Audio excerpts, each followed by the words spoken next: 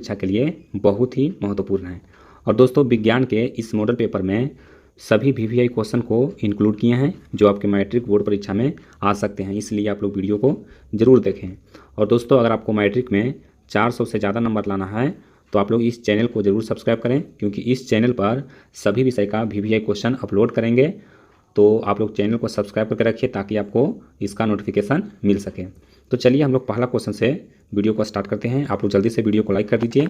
और दोस्तों इसका अगर आप लोगों को पीडीएफ चाहिए तो आप हमारे टेलीग्राम ग्रुप ज्वाइन कर सकते हैं। अभी टेलीग्राम ग्रुप में 700 से ज़्यादा स्टूडेंट जुड़ चुके हैं, तो आप लोग भी जा करके ज्वाइन हो जाइए। वहाँ पर आपको मैट्रिक बोर्ड परीक्षा से रिलेटेड जितना भी नोट्स होगा, जितना भी वीवीआई क्वेश्चन होगा, आपको टेलीग्राम ग्रुप में मिल जाएगा।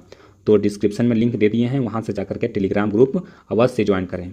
तो चलिए देखिए पहला क्वेश्चन कहता है कि दिल्ली परिवहन की बसों में प्रयुक्त सीएनजी का मुख्य घटक है। दोस्तों कहता है कि दिल्ली परिवहन की जो बस में सीएनजी प्रयुक्त होता है उसका मुख्य घटक क्या है। तो देखिए सीएनजी का जो मुख्य घटक होता है वो होता है मीथेन। क्या होता है? मीथेन होता है, यानी कि ऑप्शन बी हमारा सही उत्तर होगा। चलिए उसके बाद आइए अगला प्रश्न में।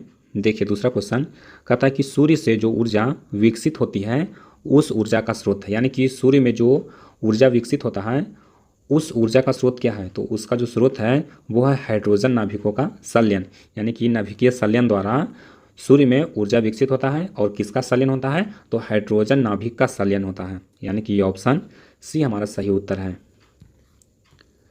चलिए उसके बाद आइए तीसरा क्वेश्चन में। देखिए ये भी क्वेश्चन मोस्ट इंपोर्टेंट है।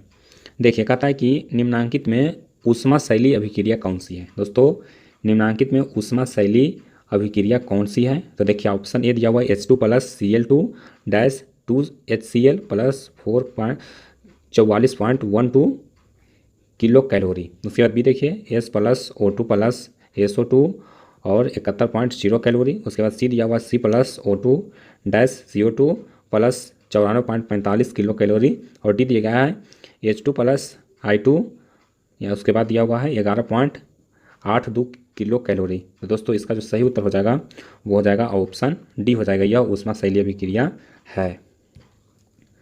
चलिए उसके बाद आइए अगला प्रश्न में। देखिए चौथा प्रश्न बहुत ही इंपॉर्टेंट क्वेश्चन है और इस तरह के एक सवाल आपकी बोर्ड परीक्षा में जरूर पूछे जाते हैं। देखिए कहता है कि निम्न में से कौन संतुलित प्रतिक्रिया नहीं है। दोस्तों कहता है कि कौन संतुलित प्रतिक्रिया नहीं है। इसी को इस तरह से भी पूछ सकता है कि बताइए कि संतुलित अभिक्रिया कौन है।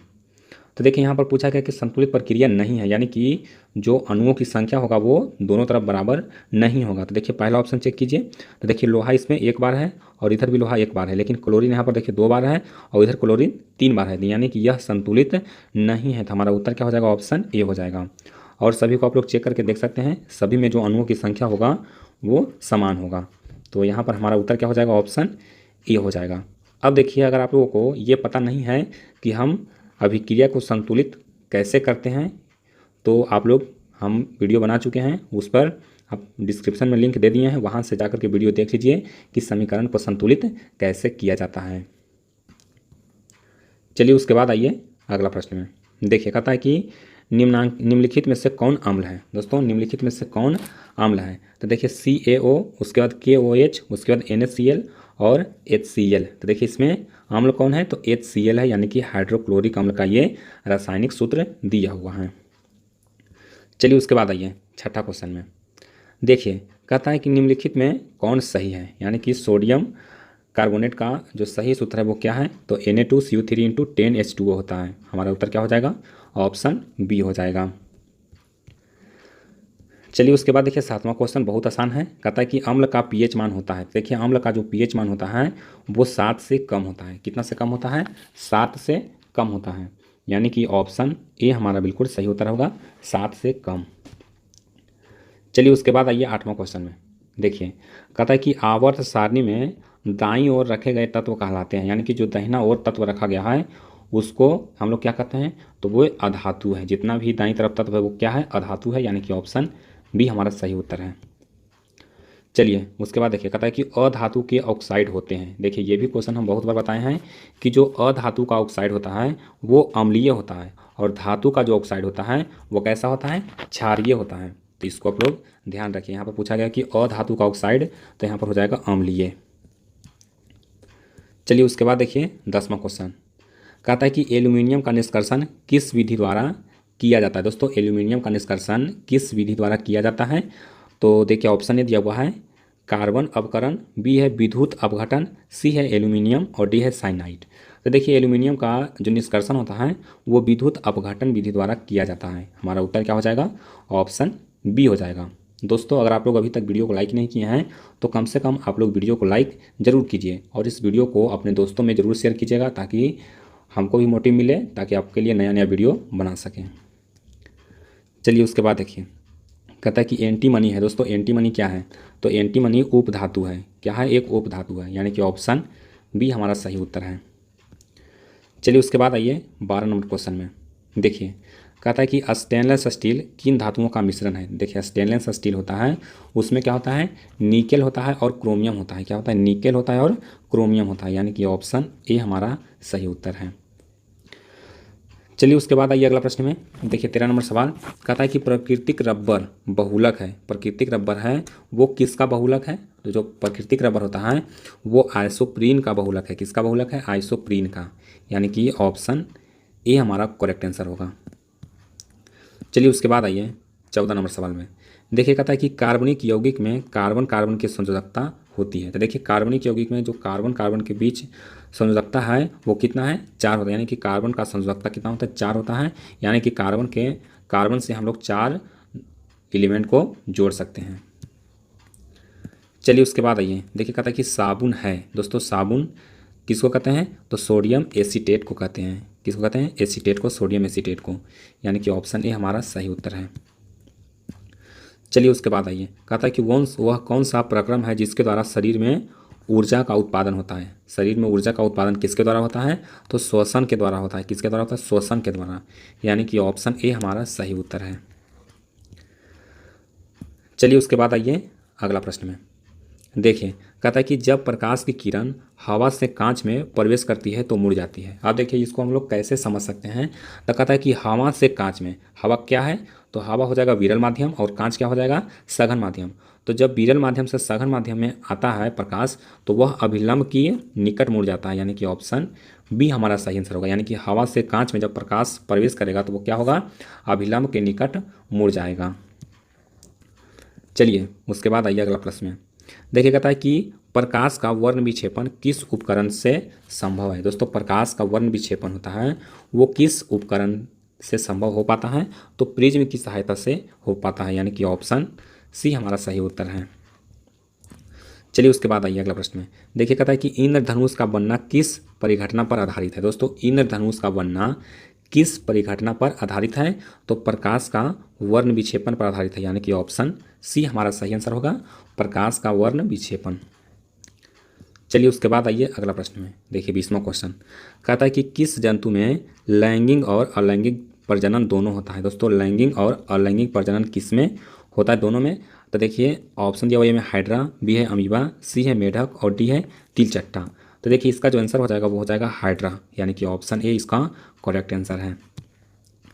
देखिए उसके बाद आइए 21वां क्वेश्चन में कहता है कि अवतल लेंस का आवर्धन m बराबर होता है, यानी कि अवतल लेंस में जो आवर्धन होता है वो किसके बराबर होता है, तो u/v के बराबर होता है, यानी कि ऑप्शन ए इसका करेक्ट आंसर है। दोस्तों आप लोग क्या करिए कि जो प्रश्न याद नहीं है उसको साथ में कॉपी और कलम लेकर के बैठिए और उसको वीडियो रोक रोक करके उसको नोट करते जाइए और बाद में उसको याद कर लीजिए, ताकि आपका जो रिवीजन है वो नेक्स्ट लेवल का हो और आप अपने बोर्ड एग्जाम में ज़्यादा से ज़्यादा मार्क्स ला पाएँ, इसलिए इसको कॉपी पर जरूर नोट करते जाइए। देखिए उसके बाद आइए अगला प्रश्न में। देखिए कहता है कि एक पदार्थ को धन आवेश से आवेशित किया गया, इस आवेश में पदार्थ का द्रव्यमान, यानी कि कोई देखिए पदार्थ है उसको क्या किया गया, पॉजिटिव चार्ज कर दिया गया, पॉजिटिवली चार्ज कर दिया गया, यानी कि धन आवेश से आवेशित कर दिया गया, तो उसका जो द्रव्यमान होगा उस पर क्या प्रभाव पड़ेगा। तो देखिए उसका जो द्रव्यमान होगा वो थोड़ा सा घट जाएगा, यानी कि अंशतः घट जाएगा। हमारा उत्तर क्या हो जाएगा, ऑप्शन बी हो जाएगा।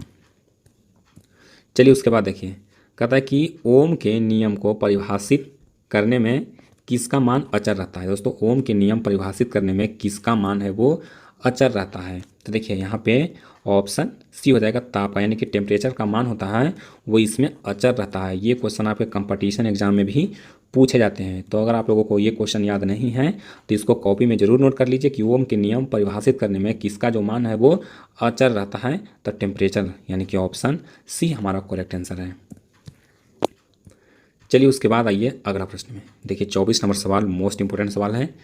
देखिए कहता है कि निम्नलिखित में से कौन लंबे विद्युत धारावाही तार के निकट चुंबकीय क्षेत्र का सही वर्णन करता है। कहता है कि लंबे विद्युत धारावाही तार के निकट चुंबकीय क्षेत्र का सही वर्णन कौन सा ऑप्शन कर रहा है। तो देखिए ऑप्शन ने दिया हुआ है चुंबकीय क्षेत्र की क्षेत्र रेखाएं तार के लंबवत होती है, ये गलत है। कहता है कि चुंबकीय क्षेत्र की क्षेत्र रेखाएं तार के समांतर होती है, ये भी गलत है। कहता है कि चुंबकीय क्षेत्र की सकेंद्रीय क्षेत्र रेखाओं के केंद्र तार होता है, यानी कि ऑप्शन सी देखिए सही कर रहा है, यानी कि ऑप्शन सी हमारा यहाँ पर सही आंसर होगा। चलिए उसके बाद आइए। देखिए कहता है कि डायनेमो से कैसी धारा प्राप्त होती है। दोस्तों डायनेमो से कैसी धारा प्राप्त होती है, तो देखिए डायनेमो यानी कि जो जनरेटर होता है उससे हम लोग एसी और डीसी दोनों प्राप्त करते हैं, एसी और डीसी दोनों प्राप्त करते हैं। तो हमारा उत्तर क्या हो जाएगा, प्रत्यावर्ती धारा और दिश धारा दोनों, यानी कि ऑप्शन जो सी है वो करेक्ट आंसर है। चलिए उसके बाद देखिए 26वां क्वेश्चन, ये न्यूमेरिकल टाइप क्वेश्चन है, तो इसको भी आप अच्छे से समझिए। देखिए कहता है कि 1, 2 और 3 ओम के 3 प्रतिरोधों को श्रेणी क्रम में जोड़ने पर, देखिए बहुत आसान क्वेश्चन है, श्रेणी क्रम में जोड़ रहा है। श्रेणी क्रम में 1 + 2 + 3 डायरेक्ट जोड़ देंगे। श्रेणी क्रम का रहेगा तो 1 + 2 + 3 डायरेक्ट, यानी कि 6 ओम हो गया। और यही पूछता समांतर क्रम, तो 1/2 + 1/1 + 1/3, यानी कि तीनों का बटा में करके हम लोग इसका मान निकालते हैं। यहाँ पर श्रेणी क्रम है तो सीधे हम लोग जोड़ देंगे, हमारा उत्तर हो जाएगा ऑप्शन डी। चलिए उसके बाद आइए अगला प्रश्न में। देखिए कहता है कि गोलीय दर्पण जिसका दृश्य क्षेत्र बहुत विस्तृत होता है। देखिए ये क्वेश्चन को आप बारीकी से समझिए। कहता है कि गोलीय दर्पण, तो देखिए गोलीय दर्पण में कौन आता है, उत्तल दर्पण और अवतल दर्पण। कहता है कि जिसका जो दृश्य क्षेत्र होता है वो बहुत विस्तृत होता है, यानी कि बड़ा होता है। तो देखिए बड़ा विस्तृत क्षेत्र किसका होता है, उत्तल दर्पण का। अब देखिए कैसे, तो देखिए उत्तल दर्पण से आप लोग पीछे का दृश्य दिखेगा तो छोटा दिखेगा लेकिन बहुत बड़ा क्षेत्र दिखाएगा। इसीलिए जो मोटर गाड़ी के चालक होता है वो अपने सामने कौन सा दर्पण लगाता है, तो उत्तल दर्पण लगाता है। चलिए उसके बाद आइए 28 नंबर क्वेश्चन में। देखिए कहता है वृक्क की संरचनात्मक एवं क्रियात्मक इकाई को कहते हैं। दोस्तों वृक्क की संरचनात्मक एवं क्रियात्मक इकाई को क्या कहते हैं, तो नेफ्रॉन कहते हैं। क्या कहते हैं, नेफ्रॉन कहते हैं। हमारा उत्तर हो जाएगा ऑप्शन डी। चलिए उसके बाद आइए 29वां सवाल में। देखिए कहता है कि लार में निम्नलिखित में से कौन सा एंजाइम पाया जाता है। दोस्तों लार में, यानी कि जो मानव का लार होता है उसमें कौन सा एंजाइम पाया जाता है, तो टाइलिन पाया जाता है। ये भी क्वेश्चन कंपटीशन एग्जाम में पूछे जाते हैं, तो इसको भी आप याद कर लीजिए, या फिर अगर याद है तो अच्छी बात है, नहीं तो आप इसको कॉपी में अवश्य नोट करें कि लार में कौन सा एंजाइम पाया जाता है, तो टाइलिन नाम का एंजाइम पाया जाता है। चलिए उसके बाद देखिए कहता है कि भोजन का मुख्य रूप से अवशोषण होता है। दोस्तों भोजन का मुख्य रूप से अवशोषण कहाँ होता है, तो इलियम में होता है। कहाँ होता है, इलियम में, यानी कि ऑप्शन डी हमारा करेक्ट आंसर है। चलिए उसके बाद आइए अगला प्रश्न में। देखिए कहता है कि मनुष्य के मस्तिष्क को कितने भागों में बांटा जा सकता है। दोस्तों मानव के मस्तिष्क को कितने भागों में बांटा जा सकता है, तो 3 भागों में, ऑप्शन सी इसका करेक्ट है। चलिए उसके बाद आइए कहता है कि अंतःस्रावी ग्रंथियां होती है। दोस्तों अंतःस्रावी ग्रंथियां जो होती है वो कैसी होती है, नलिका विहीन होती है। दोस्तों कैसी होती है, नलिका विहीन होती है, यानी कि उसमें नलिका नहीं पाया जाता है। उसके बाद देखिए कहता है कि लंगर हंस की दीपिकाएं पाई जाती है। दोस्तों लंगर हंस की दीपिकाएं कहाँ पाई जाती है, तो अग्नाशय में पाई जाती है, यानी कि ऑप्शन डी इसका करेक्ट आंसर है। चलिए कहता है कि पुरुषों में यौनारंभ के लक्षण है। दोस्तों पुरुषों में यौनारंभ का जो लक्षण है वो क्या है, तो देखिए ऑप्शन ए दिया हुआ दाढ़ी एवं मूछ का उगना, बी है कंठ का फूटना, और सी है मांसपेशियों में उभार आना, और डी है इनमें से सभी। तो दोस्तों इसका जो सही उत्तर होगा वो हो जाएगा ऑप्शन डी हो जाएगा। ये आपको पता होगा, हमारा उत्तर क्या होगा, ऑप्शन डी होगा। उसके बाद देखिए कहता है कि द्विसंकर क्रॉस के फलस्वरूप उत्पन्न पौधे का फिनोटॉपिक अनुपात था। तो दोस्तों इसका जो करेक्ट आंसर होगा वो होगा 9:3:3:1, यानी कि ऑप्शन बी इसका करेक्ट आंसर है। चलिए उसके बाद देखिए कहता है कि स्त्रियों में लिंग गुणसूत्र होते हैं। दोस्तों स्त्रियों में XX लिंग गुणसूत्र पाए जाते हैं। चलिए उसके बाद आइए अगला प्रश्न में। देखिए कहता है कि मानव का उद्भव कहाँ हुआ था। दोस्तों मानव का उद्भव कहाँ हुआ था, तो अफ्रीका में हुआ था। सबसे पहले मानव का उद्भव कहाँ हुआ था, अफ्रीका में हुआ था। चलिए उसके बाद आइए अगला प्रश्न में। देखिए कहता है कि पर्यावरण मुख्य रूप से कितने घटकों से बना होता है। दोस्तों पर्यावरण मुख्य रूप से कितने घटकों से बना होता है? 2 घटकों से, यानी कि ऑप्शन बी हमारा सही आंसर है। चलिए उसके बाद देखिए कहता है कि यूरो 2 का संबंध है। दोस्तों यूरो 2 का संबंध किससे है? तो वायु प्रदूषण से है। किससे है? वायु प्रदूषण से यूरो 2 का संबंध है। चलिए उसके बाद देखिए कहता है कि 200 सेंटीमीटर से अधिक वर्षा वार्षिक वर्षा वाले क्षेत्र कहलाते हैं, यानी कि वैसा क्षेत्र जहाँ 200 सेंटीमीटर से अधिक वर्षा होता है उसको कहा जाता है नम क्षेत्र। क्या कहा जाता है? नम क्षेत्र कहा जाता है। चलिए उसके बाद देखिए कहता है कि पॉन्स मेंडुला और अनुमस्तिष्क, पॉन्स मेंडुला और अनुमस्तिष्क है वो पश्च मस्तिष्क का हिस्सा, यानी कि जो मस्तिष्क का पिछला भाग है उसका हिस्सा है। चलिए उसके बाद देखिए अगला प्रश्न कहता है कि निम्नलिखित में से कौन सी अनैच्छिक अभिक्रिया नहीं है? वमन, चबाना, लाराना, हृदय का धड़कना। तो देखिए इसका जो सही उत्तर होगा वो होगा चबाना। दोस्तों चबाना यह एक अनैच्छिक क्रिया नहीं है। चलिए उसके बाद आइए कहता है कि अलैंगिक जनन मुकुलन द्वारा होता है। दोस्तों मुकुलन द्वारा अलैंगिक जनन किस में होता है? तो ईस्ट में होता है। किस में होता है? ईस्ट में, यानी कि ऑप्शन बी हमारा सही उत्तर है। चलिए उसके बाद आइए कहता है कि शुक्राणु का निर्माण होता है। दोस्तों शुक्राणु का निर्माण कहाँ होता है? तो वृष्ण में होता है। शुक्राणु का निर्माण कहाँ होता है? वृष्ण में होता है, यानी कि ऑप्शन ए हमारा सही आंसर है। चलिए उसके बाद आइए अगला प्रश्न में देखिए कहता है कि पुष्प का कौन सा भाग फल बनता है। दोस्तों पुष्प का कौन सा भाग है वो फल बनता है? तो हमारा उत्तर हो जाएगा अंडाशय, यानी कि ऑप्शन डी करेक्ट आंसर है। चलिए उसके बाद देखिए कहता है कि लिंग गुणसूत्र का पूर्ण जोड़ा पाया जाता है। दोस्तों लिंग गुणसूत्र का पूर्ण जोड़ा है वो किस में पाया जाता है? देखिए ऑप्शन आपको दिया हुआ है पुरुषों में, उसके बाद स्त्री में, सी है पुरुष और स्त्री दोनों में, और डी है किसी में नहीं। तो देखिए लिंग गुणसूत्र का जो पूर्ण जोड़ा है वो किस में पाया जाता है? पुरुष में पाया जाता है, क्योंकि महिलाओं में सिर्फ एक्स और एक्स पाया जाता है और पुरुषों में क्या पाया जाता है? एक्स और वाई। तो देखिए इसमें जो पूर्ण गुणसूत्र है वो हो गया एक्स वाई, यानी कि यह किस में पाया जाता है? पुरुषों में पाया जाता है। तो हमारा उत्तर क्या होगा? ऑप्शन ये हो जाएगा। चलिए उसके बाद देखिए कहता है कि मानव शरीर के कहता है कि सामान्य कोशिका में गुणसूत्रों के कितने युग्म होते हैं। दोस्तों मानव शरीर में कोशिका के कितने जोड़े गुणसूत्र पाए जाते हैं? तो हमारा उत्तर हो जाएगा 23 जोड़ा, यानी कि 46 गुणसूत्र पाया जाता है। चलिए उसके बाद आइए अगला प्रश्न में देखिए 48 नंबर क्वेश्चन कहता है कि निम्न में से कौन से समूह केवल जैव निम्नीकरणीय पदार्थ है। दोस्तों जैव निम्नीकरणीय पदार्थ कौन है? तो देखिए घास, पुष्प, चमड़ा, मांस, लकड़ी, घास, फलों के छिलके, केक एवं रबर, केक, लकड़ी एवं घास। तो इसमें देखिए केवल जैव निम्नीकरण कौन है? केक, लकड़ी और घास, यानी कि ऑप्शन डी हमारा करेक्ट आंसर है। चलिए उसके बाद आइए कहता है कि नर युग्मक और मादा युग्मक के संलयन को कहते हैं। दोस्तों नर युग्मक और मादा युग्मक के संलयन को क्या कहा जाता है? निषेचन कहा जाता है। क्या कहा जाता है? निषेचन कहा जाता है। हमारा उत्तर क्या होगा? ऑप्शन ए हो जाएगा। चलिए उसके बाद आइए कहता है कि हाइड्रा में प्रजनन किस विधि से होता है। दोस्तों हाइड्रा में प्रजनन किस विधि से होता है? तो अभी बताए थे कि मुकुलन द्वारा होता है। हमारा उत्तर क्या होगा? ऑप्शन बी होगा। चलिए उसके बाद देखिए बहुत आसान क्वेश्चन है कहता है कि पराग कोष में होते हैं। दोस्तों पराग कोष में क्या होते हैं?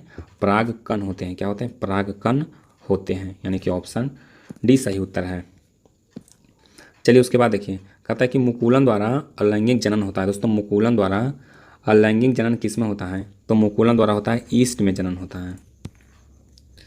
चलिए उसके बाद देखिए कहता है कि द्विखंडन होता है। दोस्तों द्विखंडन है वो किस में होता है? तो देखिए द्विखंडन है वो अमीबा में होता है, ऑप्शन देख लीजिए। उसके बाद पैरामीशिया में भी होता है और लेशमानिया में भी होता है, यानी कि हमारा उत्तर क्या होगा? ऑप्शन डी होगा इनमें सभी। चलिए उसके बाद देखिए अगला प्रश्न कहता है कि फूल में नर जनन अंग होता है। दोस्तों फूल में नर जनन अंग कौन होता है? तो पुंकेसर होता है या फिर पुमंग इसी को कहा जाता है। हमारा उत्तर क्या होगा? ऑप्शन ये हो जाएगा। चलिए उसके बाद देखिए अगला प्रश्न कहता है कि अंडाणु निषेचित होता है। दोस्तों अंडाणु निषेचित कहाँ होता है? तो फ्लोपियन ट्यूब में होता है, यानी कि फ्लोपियन नलिका में। चलिए उसके बाद देखिए 56 नंबर सवाल कहता है कि शुक्राणु बनता है कहाँ बनता है? वृष्ण में बनता है। चलिए उसके बाद देखिए कहता है कि पुष्पी पौधे में अलैंगिक जनन किसके द्वारा होता है? ये भी क्वेश्चन बहुत आसान है। कैंसर हो जाएगा, फूल द्वारा होता है। चलिए उसके बाद देखिए अगला प्रश्न कहता है कि निम्नांकित में से कौन एक लिंगी पादप का उदाहरण है। दोस्तों कौन एक लिंगी पादप का उदाहरण है? सरसों, गुड़हल, पपीता, मटर। तो देखिए इसमें जो पपीता है वो हमारा करेक्ट आंसर हो जाएगा पपीता। चलिए उसके बाद आइए अगला प्रश्न में। देखिए कहता है कि निम्न में से कौन मानव में मादा जननतंत्र का भाग नहीं है। ये भी क्वेश्चन आपके परीक्षा में बार बार आते हैं। इसका जो आंसर होगा वो हो जाएगा शुक्रवाहिका। क्या हो जाएगा? शुक्रवाहिका, यानी कि ऑप्शन सी इसका करेक्ट आंसर है। चलिए उसके बाद आइए अगला प्रश्न में। देखिए कहता है कि निम्न में कौन उभयलिंगी जंतु है। दोस्तों उभयलिंगी जंतु कौन है? तो केचुआ है। आप लोग जानते होंगे केचुआ है वो उभयलिंगी जंतु है। देखिए कहता है कि पुष्प का कौन सा भाग फल बनता है। दोस्तों पुष्प का कौन सा भाग है वो फल बनता है? तो अंडाशय।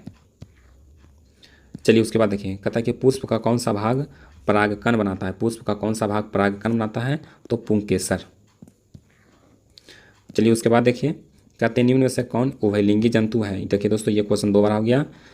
कौन हो जाएगा? केचुआ हो जाएगा। इसको आप लोग रिवीजन करते जाइए। देखिए कहता है कि निम्न में से कौन एक लिंगी पुष्प है। दोस्तों निम्न में से कौन एक लिंगी पुष्प है? तो हमारा उत्तर क्या हो जाएगा? पपीता हो जाएगा। चलिए उसके बाद आइए अगला प्रश्न में। देखिए कहता है कि अमीबा में अलैंगिक जनन किस विधि द्वारा होता है। दोस्तों अमीबा में जो अलैंगिक जनन होता है वो किस विधि द्वारा होता है? तो विखंडन द्वारा होता है। किसके द्वारा होता है? विखंडन के द्वारा होता है। ऑप्शन बी हमारा सही उत्तर है। चलिए उसके बाद देखिए अगला प्रश्न कहता है कि फूल का कौन सा भाग फल बनता है। ये भी आपको बताया था कि अंडाशय। उसके बाद आइए अगला प्रश्न में। देखिए 68 नंबर सवाल कहता है कि हाइड्रा में क्या पाया जाता है। दोस्तों हाइड्रा में क्या पाया जाता है?